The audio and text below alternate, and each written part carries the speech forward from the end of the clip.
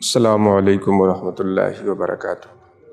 نحمدہ ونصلی علی رسولہ الکریم، اما بعد فقد قال اللہ تبارک و تعالی فی القرآن العظیم والفرقان الحمید۔ اعوذ باللہ من الشیطان الرجیم، بسم اللہ الرحمن الرحیم۔ الیوم اکملت لکم دینکم واتممت علیکم نعمتی ورضیت لکم الاسلام دینا۔ صدق اللہ العلی العظیم وبلغنا رسولہ النبی الامین الکریم، ونحن علی ذلک لمن الشاہدین والشاکرین والحمد للہ رب العالمین۔ انتہائی خلوص و محبت اور عقیدت و احترام کے ساتھ نبی اور آل نبی کی مقدس بارگاہ میں دل جمعی کے ساتھ درود و سلام کا نذرانہ پیش کریں۔ اللہم صلی علی سیدنا حبیبنا شفیعنا مولانا محمد وعلی آل سیدنا و مولانا محمد کما تحب و ترضی بی ان تصلی علیہ صلاۃ تبقی و تدوم بدوام الملک الحی القیوم۔ اللہ سبحانہ و تعالیٰ کا احسان ہے، ہم لوگ شکر ادا کرتے ہیں کہ اس نے پھر ہم سب کو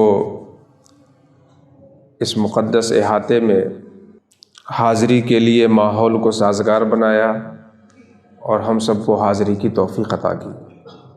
امید ہے، اللہ رب العزت سے دعا ہے کہ یہ آنے والا نیا سال پوری انسانیت کو کچھ نیا سکھانے والا بن جائے اور ہم مسلمانوں کو خاص طور سے ایک نئی جہت سے اپنے درون خانہ میں جھانکنے کی توفیق کا سبب بن جائے۔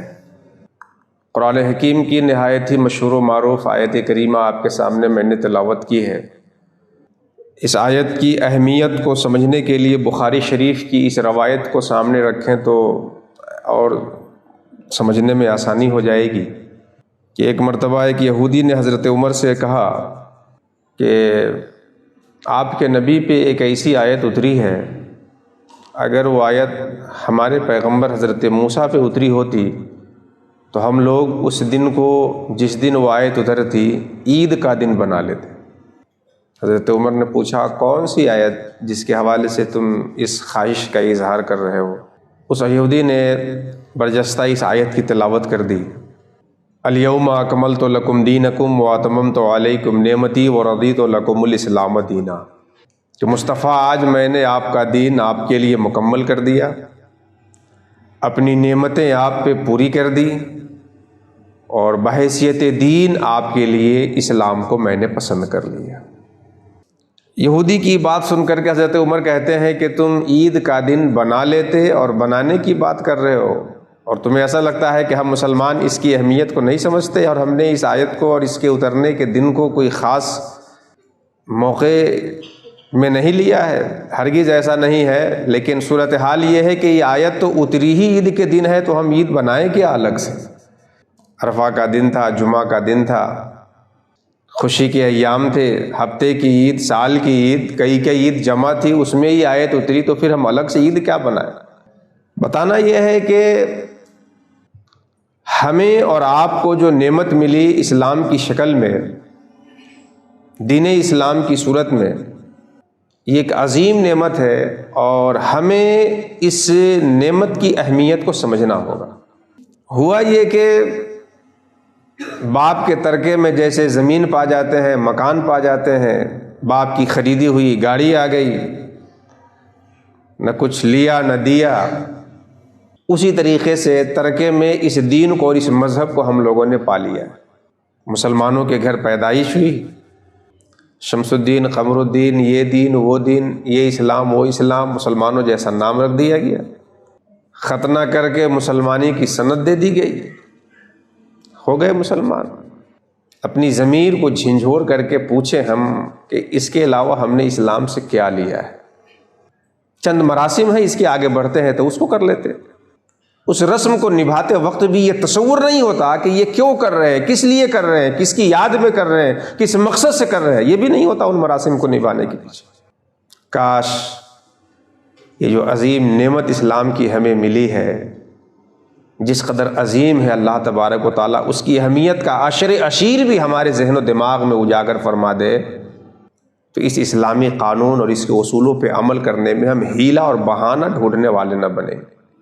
اگر ہمارے جیب سے بے خیالی میں، بے شعوری میں 10 روپے گر جائے کہیں تو افسوس ہوتا ہے کہ نہیں ہوتا؟ ہوتا ہے افسوس، ایک بار نہیں، 2 بار نہیں، کئی بار افسوس ہوتا ہے، یار مجھ سے تو کبھی ایسا نہیں ہوتا تھا، کیسے ہو گیا؟ اب محاسبہ کریں گے، تجزیہ کریں گے، کہاں چوک ہوئی، جیب میں کہاں کہاں ہاتھ ڈالے، اور کئی بار اس کے درد کا احساس ہوگا۔ ذرا ہم پوچھیں اپنے آپ سے کہ بے خیالی اور بے شعوری میں غیر ارادی طور پر 10 روپے کے گرنے سے افسوس ہوتا ہے، لیکن کتنے اسلامی احکام ہیں جن کو ہم نے جان بوجھ کر کے چھوڑا ہے۔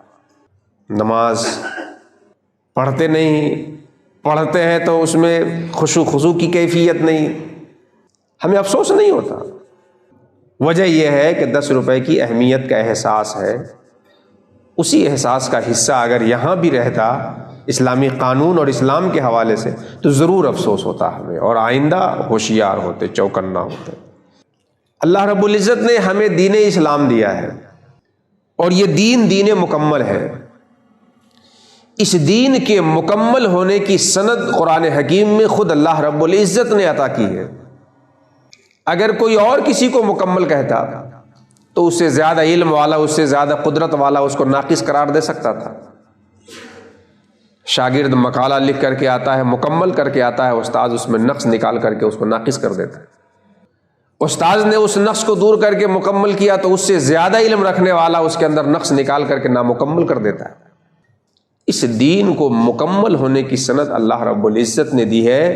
اللہ رب العزت عالم مطلق ہے، قادر مطلق ہے، اس کی طرح کسی کا علم نہیں، اس کی طرح کسی کی قدرت نہیں۔ وہ جس کو مکمل کہہ دے اس کے اندر نقص کا تصور اور وہم و گمان بھی نہیں ہو سکتا ہے۔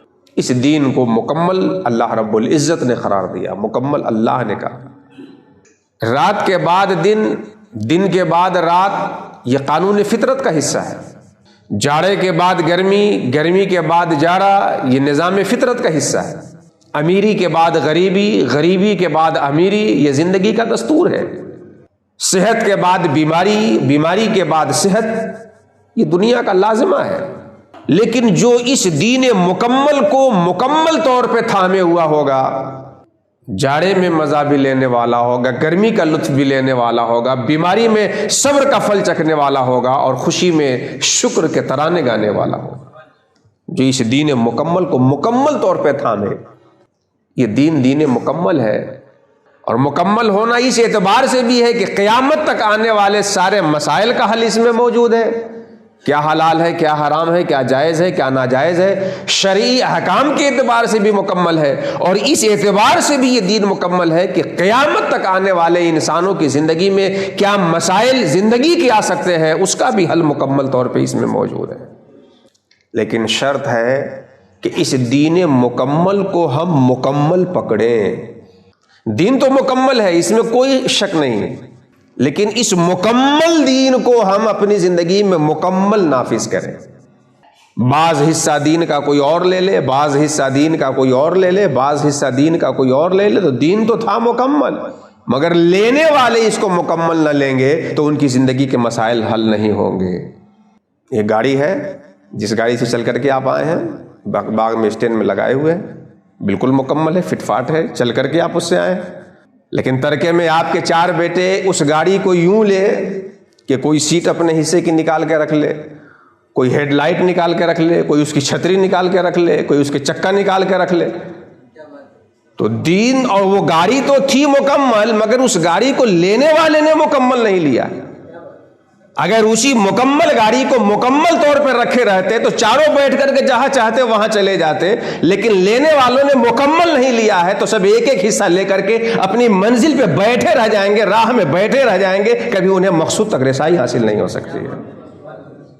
ابھی محفل کے بعد روحانی غذا فراہم کی جائے گی، سما کی محفل میں رہیں گے، اس کے بعد جسمانی غذا آپ کے سامنے آئے گا۔ کئی بکروں کا حضور کے کرم سے انتظام ہوا ہے، سالن آپ کے سامنے آئے گا، وہ سالن بالکل مکمل ہے، اس میں مرچ بھی ہے، ہلدی بھی ہے، دھنیا بھی ہے، پانی بھی ہے، گوشت بھی ہے، سب ہے۔ سالن آپ کے سامنے جو بالٹی اور ڈونگے میں لایا جا رہا ہے وہ ہے بالکل مکمل، لیکن بنانے والا بنانے کے وقت 4 باورچی تھا، ہلدی لے کے الگ رہے، پاؤڈر لے کے الگ رہے، مرچا لے کے الگ رہے، کوئی گوشت الگ لیے رہے، اور آپ کے سامنے حاضر کیا جائے تو وہ کبھی بھی مکمل نہیں ہوتا۔ تھا تو انتظام مکمل، مگر اس کو لینے والے نے مکمل نہیں لیا ہے، تو آپ کی بھوک ختم نہیں ہوگی اور آپ اس سے فائدہ بھی حاصل نہیں کر پائیں گے۔ میں عرض یہ کرنا چاہتا ہوں کہ یہ دین مکمل ہے، اور لکھے مکمل ہونے کی سند اللہ رب العزت نے دی ہے۔ ذمہ داری اس دین کے ماننے والوں کے اوپر یہ آتی ہے کہ وہ اس دین کو اپنی زندگی میں مکمل طور پہ نافذ کریں، اس دین کو ہم اپنی زندگی میں مکمل طور پہ نافذ کریں۔ میرا ایمان ہے، میرا یقین ہے، میرا ایذان ہے کہ جو اس دین کو اپنی زندگی میں مکمل طور پہ نافذ کر لے گا اسے کوئی حکومت اپنے یہاں سے بھگائے گی نہیں، اپنے یہاں بلانے پہ مجبور ہوتی نظر آ جائے گی۔ جو اس دین مکمل کو مکمل طور پہ اپنی زندگی میں نافذ کر لے اسے کوئی حکومت بھگائے گی نہیں، اپنے یہاں بلانے پہ مجبور ہو جائے گی، لیکن مکمل لینا پڑے گا اس دین کو۔ اچھا، یہ دین مکمل ہے تو اس کے اجزائے تکمیلی کیا کیا ہیں؟ اس کے لیے میں ایک بات آپ سے عرض کروں، اپنے بچوں سے اکثر اس کو سمجھاتا ہوں، بتاتا ہوں، جو لوگ باہر سے ہیں وہ اس چیز کو دھیان دیں کہ ایمان، اسلام، احسان، آپ خوب ان تینوں الفاظ سے واقف ہیں۔ ان کے حوالے سے علماء نے یہ فیصلہ کیا ہے کہ اذا اجتمع تفرق وَإِذَا افْتَرَقَ اجتمع، یعنی اگر یہ ایک ساتھ بولا جائے تو سب کا الگ الگ معنی ہوگا، ایک ساتھ اگر تینوں کو بولیں تو سب کا الگ الگ معنی ہوگا، اور اگر کوئی ایک بول دیا جائے تو من حیث الکمال، من جہت الکمال، سب اس میں شامل مانا جائے گا۔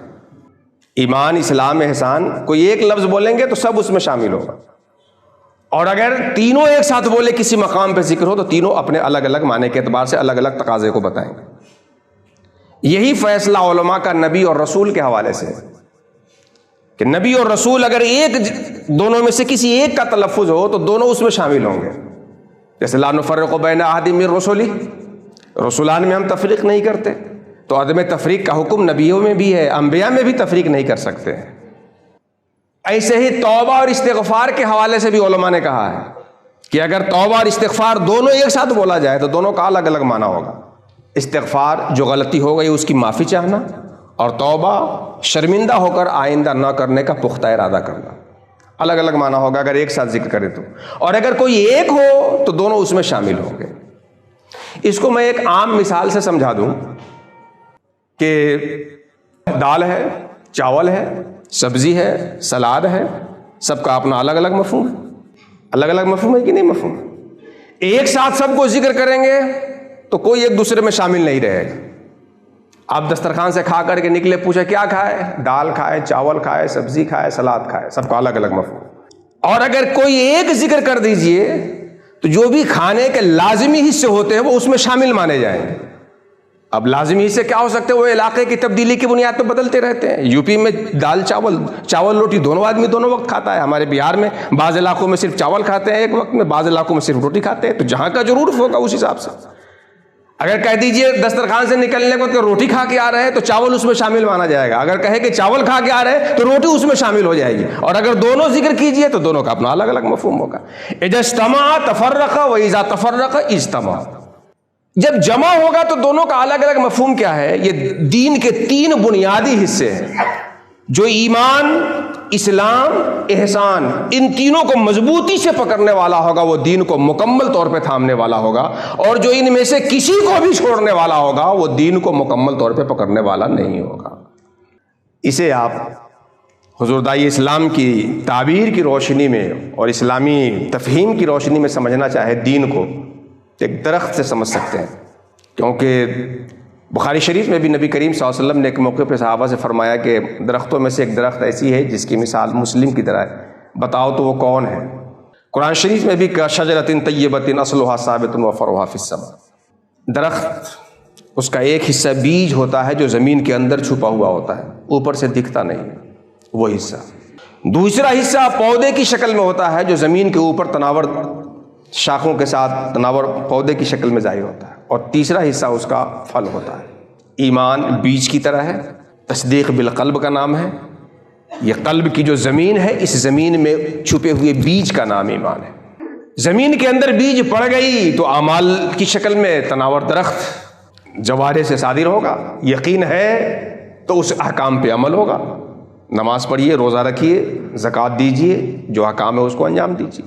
اور تیسرا اخلاق، جو اس درخت کا پھل ہے۔ ایمان، اسلام، احسان، اس کو دوسری تعبیر میں آپ اگر کہنا چاہیں تو عقیدہ، عمل، اخلاق، یہ دین کے تین بنیادی حصہ ہوا۔ عقیدہ، عمل، اخلاق۔ ڈاکٹر اقبال نے بڑی اچھی بات کی کہ یقی محکم عمل پہ ہم محبت فاتح عالم۔ یقی محکم وہ ایمان ہو گیا، مسلسل عمل ہونا چاہیے، اسلامی تقاضوں پہ عمل رہنا چاہیے، عمل مسلسل ہونا چاہیے، عمل پیام ہو گیا، اور محبت اخلاق ہے۔ یقی محکم عمل پہ ہم محبت فاتح عالم، جہاد زندگانی میں ہیں یہ مردوں کی شمشیریں۔ جو دین کو ان تینوں حصوں کے ساتھ پکڑنے والا ہوگا وہ دین کو مکمل پکڑنے والا ہوگا، اور جو مکمل دین کو پکڑے گا یہ دین اس انسان کو مکمل کر دے گا، اور جو مکمل انسان کسی سماج میں رہے گا، سماج اس سے نفرت نہیں کرے گا، اس مکمل کو اپنے سینے میں جگہ دینے والا رہے گا۔ آج صورتحال یہ ہے کہ کوئی مزعومہ تخیلات کو تصدیق قلبی سمجھ کر کے الگ بھاگا ہوا ہے، کوئی عمل کو لے کر کے الگ بھاگا ہوا ہے، اور کوئی تصوف کے نام پر اگربتی اور موم بتی کی دکان چلانے اور چادر بیچنے میں الگ بھاگا ہوا ہے۔ دین کو مکمل طور پہ ہمیں پکڑنا ہوگا، عقیدہ بھی ہمارا صحیح ہونا چاہیے، عمل بھی ہمارا صحیح ہونا چاہیے، اور اخلاق بھی ہمارے صحیح ہونے چاہیے۔ یہ ہمارا دین ہم سے مطالبہ کرتا ہے۔ ہم امید کرتے ہیں کہ اس نئے سال میں نئی جہت سے ہم اس دین کے تینوں گوشوں کو خاص طور پہ پکڑنے اور اپنی زندگی میں اتارنے کی کوشش کریں گے۔ مولا کریم مجھے کہنے سے زیادہ اور آپ کو سننے سے زیادہ ان مشائخ اعظام کے توسط سے عمل کی توفیق عطا فرمائے۔ پندہ داد محاصل شد فراغ، وما علینا یا اخی الا البلاغ۔ السلام علیکم ورحمۃ اللہ وبرکاتہ۔